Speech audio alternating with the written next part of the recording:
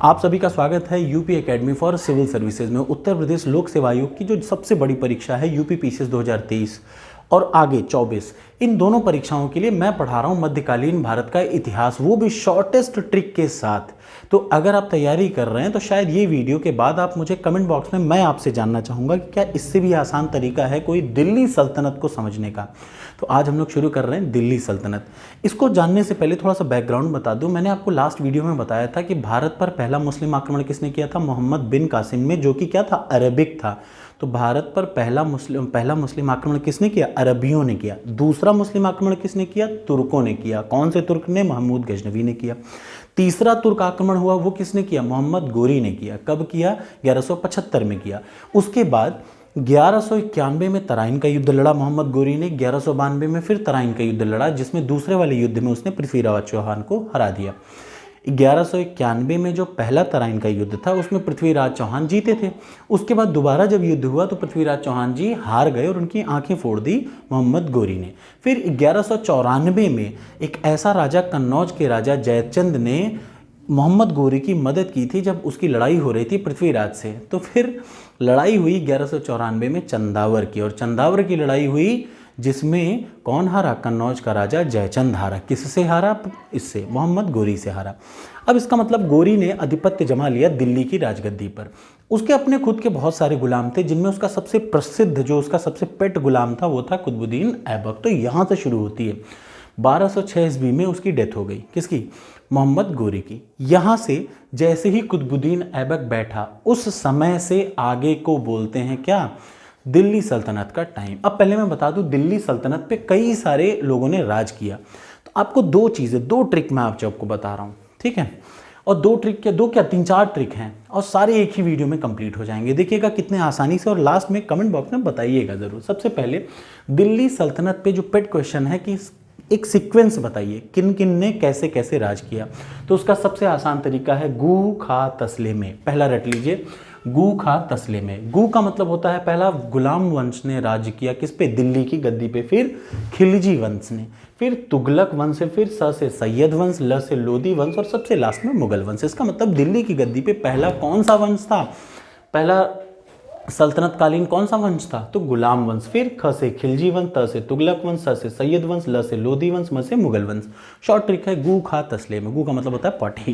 It's okay, short trick कैसा भी हो, मतलब उसको रटने से है। तो चलिए अगला शुरू करते हैं। अगली चीज़ है, एक और इम्पॉर्टेंट क्वेश्चन आता है कि ठीक है, इतने राजों ने, इतने वंशों ने राज किया दिल्ली की गद्दी पे सल्तनत काल के टाइम पे, लेकिन अब अगला क्वेश्चन जो एग्जाम में आता है, इसमें सबसे लंबा किसने राज्य किया? फिर किसने राज्य किया? इसका सेशन बताओ। तो याद रखिए, अब ऊपर से नीचे तुगले सीखा, एक और शॉर्ट ट्रिक याद कर लीजिए, तुगले सीखा। तुगले सीखा में सबसे ज़्यादा, सबसे लंबा जो टेन्योर रहा वो तुगलक वंश का रहा, फिर गुलाम वंश का रहा, फिर लोदी वंश का रहा, फिर सैयद वंश का रहा, फिर कौन सा? ख से कौन सा है? खिलजी वंश का रहा। इसका मतलब सबसे कम राज्य या सबसे कम शासन किसने किया? खिलजी वंश ने किया। सबसे ज़्यादा शासन किसने किया? तुगलक वंश ने किया। ये आपको हमेशा याद होना चाहिए। एक बार आप इसका स्क्रीनशॉट ले लीजिए ताकि उसके बाद अब हम लोग आगे बढ़ सकें।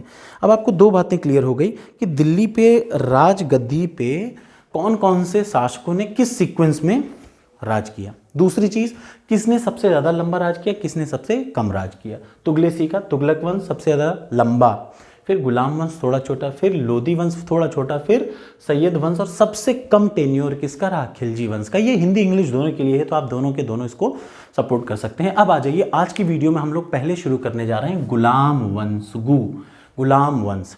गुलाम वंश का सबसे शॉर्ट ट्रिक, आप इसको रट लेंगे तो शायद बहुत अच्छा रहेगा, ठीक है तो बहुत छोटा सा भी, लेकिन बड़ा वाला याद रखिए, ज़्यादा अच्छा रहेगा।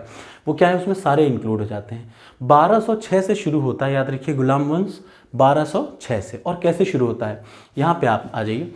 करो ना आराम इतना, ध्यान से सुन लीजिए, करो ना आराम इतना रुई की रजाई में।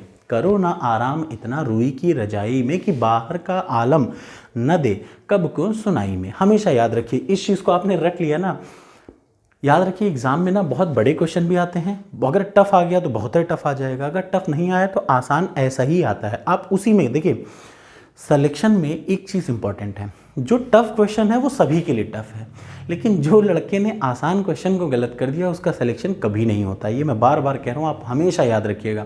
आसान क्वेश्चन को आपको लगता है छूट, अरे ये तो सही कर लेंगे, ऐसा नहीं है। हर क्वेश्चन को उतनी ही महत्व दीजिए, चाहे आसान हो चाहे टफ हो, क्योंकि अगर क्वेश्चन आया तो वैल्यू बराबर रहेगी। तो चलिए, याद रहेगा ना सबको कि एक सीक्वेंस आएगा कि कैसे कैसे हुआ। तो सबसे पहले, करो ना आराम इतना रुई की रजाई में कि बाहर का आलम न दे कब क्यों सुनाई में।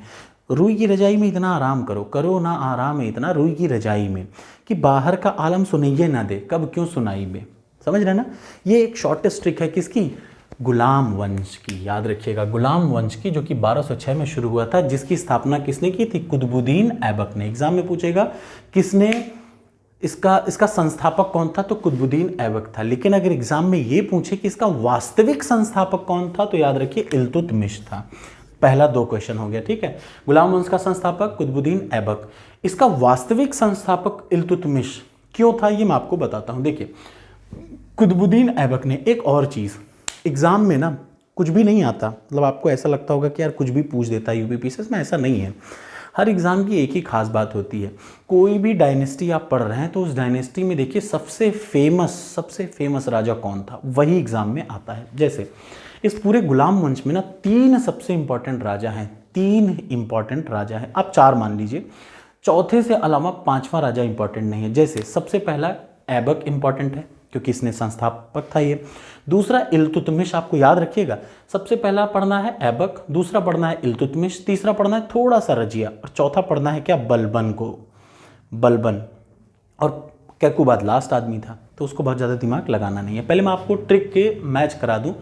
करो मतलब कुतुबुद्दीन ऐबक, करो ना आराम मतलब आराम शाह, इतना इल्तुतमिश, ठीक, रूई रुकनुद्दीन, रजाई रजिया बेगम, बाहर बहराम शाह, आलम अलाउद्दीन मसूद शाह, नदे माने नसीरुद्दीन महमूद, कब ब मतलब बलबन, कब का मतलब बलबन, और कब क्यों, क्यों से क्यों को कैकुबाद। क्लियर हुआ? फिर से एक बार मैं बता दे रहा हूँ, याद रखिएगा।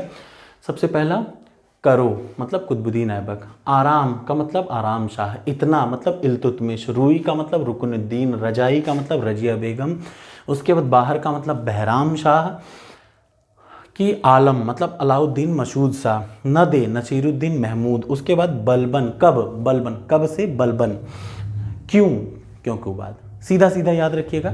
इसमें आपको सबसे ज़्यादा किसको याद करना है, तो मैंने बता दिया, फिर से मैं इसको हाईलाइट कर दे रहा हूँ। एक कुतुबुद्दीन ऐबक को, दूसरा इल्तुतमिश के बारे में आपको जानना चाहिए, तीसरा आपको जानना चाहिए रजिया के बारे में थोड़ा सा, और सबसे ज़्यादा आपको जानना चाहिए इन 4 के बारे में, बस। अब आप याद रखिएगा, एग्जाम में अगर क्वेश्चन आएगा तो आम तौर पे नॉर्मल भी आएगा तो इन्हीं 4 पे आएगा, या तो बलबन पे आएगा, रजिया पे आएगा, इल्तुतमिश पे आएगा, ऐबक पे, कुछ भी नहीं आ जाएगा, सेट है उतना ही आएगा। तो चलिए अब इन लोग के बारे में इंपॉर्टेंट चीज़ देख लेते हैं। और हाँ, जब मैं इसको कंप्लीट करूंगा, जैसे मैं आपको पढ़ा रहा हूँ गुलाम वंश, अगले वीडियो में मैं 2-3 वंश साथ निपटा दूंगा क्योंकि छोटे छोटे हैं, ठीक है। जब सारे वंश निपट जाएंगे फिर इनका एडमिनिस्ट्रेशन, मतलब 2 वीडियो और आएंगी, जिसके बाद फिर तीसरा वीडियो होगा एडमिनिस्ट्रेशन, और चौथे वीडियो में मैं पूरा 2 वीडियो सिर्फ पुराने पेपरों पे बनाऊंगा क्योंकि वो बहुत इंपॉर्टेंट है। कुछ क्वेश्चन जैसे छूट जाते हैं, जैसे होता है 2.5 दिन का झोपड़ा किसने बनवाया, ये यहाँ पे नहीं है, तो ये सब मैं क्वेश्चन में कंप्लीट करूंगा, लेकिन कंप्लीट सब हो जाएगा। तो चलिए, सबसे पहला कुतुबुद्दीन ऐबक का 1206 से 1210 तक किसने राज किया। अच्छा, जो इंपॉर्टेंट राजा हैं, कितने इंपॉर्टेंट है? ऐबक, इल्तुतमिश, रजिया और बलबन, इतने ही हैं। इनका मैंने शॉर्ट ट्रिक बना रखा है, 1206, 1036, 39, 66, 86। ये मोबाइल नंबर आप रट ला लिएगा, इस तरीके से भी आप याद कर सकते हैं। सोच के देखिएगा, बड़ा मजा आएगा आपको, पूरा ये रट जाएगा। 1206, 1036, 39, 66, 86, ठीक। अब आ जाइए, शुरू करते हैं कुतुबुद्दीन ऐबक से। 1 सेकेंड में मैं आपको बता देता हूँ। हाँ, तो देखिए, अब आ जाइए, कुतुबुद्दीन ऐबक 1206 से 1210 तक जिंदा रहे। इनका दूसरा नाम था लाख बख्श, अच्छा आदमी था, ठीक है, इसलिए इसका नाम था क्या? लाख बख्श। दूसरा, इसने सुल्तान की टाइटल को अपनाया, याद रखिएगा, इसने सुल्तान के टाइटल को अपनाया, और इसने अपनी राजधानी बनाई क्या? लाहौर। दिल्ली की गद्दी पे नहीं बैठा, इसीलिए इसको वास्तविक संस्थापक नहीं कहते। इसने संस्थापक था लेकिन वास्तविक नहीं था, क्योंकि वास्तविक वही होता है जिसने दिल्ली की गद्दी पे बैठना होता। वो कौन बैठा है? इल्तुतमिश। तो कुतुबुद्दीन के बारे में पहला, ये लाख बख्श कहा जाता था। सुल्तान कहा और कहाँ बैठा, इसकी राजधानी कहाँ बनाई इसने, लाहौर में बनाई।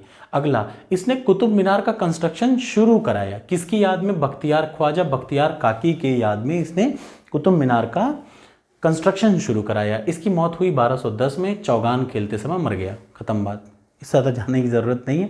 इसी ने 2.5 दिन का झोपड़ा बनाया था। ये एक इंपॉर्टेंट चीज़ है जो कि मैं एग्जाम के क्वेश्चन जब कर रहा रहूँगा। और प्लीज़ आप लोग थोड़ा सपोर्ट किया करिए। सपोर्ट का मतलब होता है कि रिप्लाई करेंगे ना, तो वही मेरे लिए सपोर्ट है, जब आप बताएंगे कि हाँ सर समझ में आ रहा है।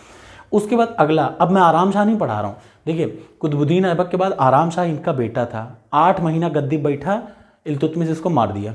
और इल्तुतमिश जो था वो कुतुबुद्दीन ऐबक का क्या था, सन इन लॉ, मतलब दामाद था, याद रहेगा ना। कुतुबुद्दीन ऐबक का बेटा था आराम शाह, 8 महीना राज कर पाए, फिर मार दिए इल्तुतमिश इसको। इल्तुतमिश इसका दामाद था। अब ध्यान से सुनिए, एक और इम्पॉर्टेंट चीज़ जो एग्जाम में आता है, कहने को तो गुलाम वंश है, लेकिन गुलाम वंश पे भी 3 छोटे छोटे अलग वो बन गए, सब वंश कह सकते हैं। जो कुतुबुद्दीन ऐबक था वो कुतुबी था। कौन सी ट्राइब का था, कुतुबी ट्राइब का था। इल्तुतमिश किस ट्राइब का था, इल्बारी तुर्क था। और जो बलबन था वो भी इल्बारी तुर्क था। तो 2 इल्बारी तुर्क, एक कुतुबी, याद रखिएगा। तो इल्तुतमिश इसका दामाद था, इल्बारी तुर्क था। और क्या है, ये सुल्तान के नाम से कहाँ बैठा, ये सुल्तान की गद्दी पर, दिल्ली के गद्दी पर बैठा सुल्तान बनके। और किस नाम से बैठा, शमशुद्दीन के नाम से बैठा। इतना जानिए। 1220 में क्या हुआ, मंगोल का राजा, सबसे खतरनाक राजा था चंगेज खां। उसने हरा दिया किसको, उसने हरा दिया मंगा बर्नी को, जो कि ख्वारिज़म का राजा था। अब जब हरा दिया तो ख्वारिज़म का राजा डर के मारे चंगेज खां के भागने लगा और शरण मांगी उसने किससे, इल्तुतमिश से। इल्तुतमिश को थोड़ा सा डर लगी कि बाबा यार अगर ये दौड़ा रहा है तो अगर मैंने गलती से इसको शरण दी तो चंगेज खां किसको पीटेगा, मुझे पीटने आ जाएगा। तो इसने अपने राज्य की रक्षा कैसे की, इसको शरण ना देकर कर दी, ठीक है। दूसरी अगली इंपॉर्टेंट चीज़, कुतुब मीनार का निर्माण शुरू कराया था किसने, कुतुबुद्दीन ऐबक ने, इसीलिए कुतुब मीनार पड़ा। उसको पूरा किसने कराया था, इल्तुतमिश ने कराया था, याद रखिएगा। कुतुब मीनार की हाइट है 238 फीट, दिल्ली में बना हुआ है। इल्तुतमिश ने एक 40 लोगों का दल, जिसको बोला गया तुर्कान ए चहलगानी, क्या बोला गया, तुर्कान ए चहलगानी। ये क्या करता था, ये 40 पैसे वाले लोग थे, एमिनेंट लोग थे, एलीट लोग थे, हाई क्लास के लोग थे, जिनको अपने साथ इसने रखा बलबन ने, ठीक। बलबन ने क्या शुरू किया, तुर्कान ए चहलगानी, चालीसा शुरू किया। याद रखिए, कहीं पे भी चहलगानी चालीसा किसने शुरू किया, इसने, इल्तुतमिश ने शुरू किया। उसके बाद इसी इल्तुतमिश को अब्बासी खलीफाओं ने क्या दिया, मंसूर की टाइटल दी। कौन सी टाइटल, मंसूर की टाइटल। और एक और ज़रूरी चीज़, यही इल्तुतमिश ने पेट्रोनेज का मतलब शरण दिया कई सारे विद्वानों को, जिनमें एक विद्वान था कौन, मिनहज उज सिराज। मिनहज उज सिराज ने कौन सी बुक लिखी है, ये कमेंट बॉक्स में आप कमेंट करिए। दूसरा ताजुद्दीन, इन 2 लोगों को क्या किया था इसने, शरण दी थी, या इसके राज दरबार में ये लोग बैठते थे। अगला इंपॉर्टेंट चीज़, मलिक कुतुबुद्दीन हसन, ये बहुत बड़ा स्कॉलर था, वो इसी का समकालीन था, ठीक है। ये तो हो गया किसके बारे में, इल्तुतमिश के बारे में। अगला आ जाइए, बलबन के बारे में इंपॉर्टेंट चीज़, ये चालीसा, चूंकि भाई होता नहीं कि 40 लोग पैसे वाले आपके आसपास चल रहे हैं तो वो आप पे राज करेंगे ही करेंगे, तो ये बड़ा गलत काम होता था, जिसको ख़त्म करने का शुरुआत किया किसने, बलबन ने। बलबन ने चालीसा को ख़त्म करने की कोशिश की और पुरजोर कोशिश की। कैसे ख़त्म की, उसने सिजदा और पैबोस शुरू किया। सिजदा का मतलब साष्टांग प्रणाम, हिंदी में समझिए, सिजदा का मतलब एकदम झुक के प्रणाम। पैबोस का मतलब राजा के पैर को, kissing the foot of king, राजा के पैर को चूमो, ठीक। तो सिजदा और पैबोस, ये 2 चीज़ें किसने शुरू की, बलबन ने शुरू की। क्यों शुरू की, क्योंकि ये लोग 40, जो चालीसा का दल बनता था वो बहुत समय के हिसाब से बहुत मजबूत हो गया, तो उन लोगों को दबाने के लिए कि तुम लोग ससुरों, तुम लोग मेरे अंडर में हो, तो मेरे अंडर में ही रहो। वो कैसे रहोगे, मेरे पैर को चूमो। दूसरा, मेरे सामने साष्टांग प्रणाम किया करो। दूसरा, नौरोज, ये नौरोज शुरू किया किसने, ये नौरोज शुरू किया बलबन ने। अब नौरोज आप जानते हैं क्या है, नौरोज पर्सियों का एक धर्म है। नौरोज 9 दिन मनाया जाता है, शिया मुस्लिम मनाते हैं इसको। उनके पहले कौन मनाता था, तो जो पर्सिया साम्राज्य था ये वहाँ का है, याद रखिएगा। नौरोज कहाँ का त्यौहार है, पर्सिया त्यौहार है, पर्सियन त्यौहार है, वहीं से शुरू हुआ था नौरोज, ठीक है। फिर धीरे धीरे शिया मुस्लिम इसको मनाने लगा, शिया मुस्लिम। नेक्स्ट आ जाइए, इसने एक नया मिलिट्री डिपार्टमेंट शुरू किया जिसका नाम दिया दीवाने आरिज, और इसने लॉ और रक्त की नीति अपनाई। और सबसे लास्ट, इसी के टाइम पे बंगाल का एक गवर्नर था, ये मैं आपसे पूछने वाला था लेकिन गलती से निकल गया। बंगाल का एक गवर्नर था तुगरिल खान। तुगरिल खान ने विद्रोह किया और बहुत भयंकर बवाल काटा था, लेकिन इसने अपनी सेना भेज के उसको मरवा दिया, ख़त्म करवा दिया। ठीक, तो ये है पूरा का पूरा कौन सा वंश, गुलाम वंश या फिर स्लेव डायनेस्टी। कैसा लगा ये वीडियो कमेंट बॉक्स में कमेंट करिए, मन करे अच्छा लगे लाइक करिए, नहीं बिल्कुल मत करिए। ठीक है, लेकिन हाँ कमेंट बॉक्स में कमेंट जरूर करिए, इससे ज़्यादा बेसिक कॉन्सेप्ट नहीं है। रही बात क्वेश्चन पेपर की, तो अभी जब ये ख़त्म हो जाएगा इनका जो मेन चीज़ है या तो इनमें से कुछ आ जाएगा, नहीं तो एडमिनिस्ट्रेशन आएगा। अब ज़बरदस्ती का मत पढ़िएगा, कुछ लड़के क्या करते हैं, अच्छा हाँ रजिया के बारे में भूल गया। रजिया के बारे में बस एक ही खास बात है कि ये पहली मुस्लिम लेडी थी और इकलौती मुस्लिम लेडी थी पूरे सल्तनत काल की जिसने राज किया, बाकी किसी औरत ने राज नहीं किया। बस इनके बारे में यही है। अल्तुनिया से इसका विवाह हो गया था। किससे हो गया था, अल्तुनिया से विवाह हो गया था और बहराम शाह इसको मरवा दिए थे, खत्म बात। इतना सा इनका कहानी है। ज़बरदस्ती का क्यों पढ़ें, जब इतना ही एग्ज़ाम में आना है तो इतना ही पढ़ के पास हो जाइए भाई, पास ही तो होना है ना। और रही बात एडमिनिस्ट्रेशन जो कि आएगा, तो लास्ट में मैं एडमिनिस्ट्रेशन की कुछ ऐसी चीज़ें बताऊंगा जो आपको एग्ज़ाम में पक्का दिख जाएगी। तो थैंक यू सो मच, अगली वीडियो में मिलते हैं।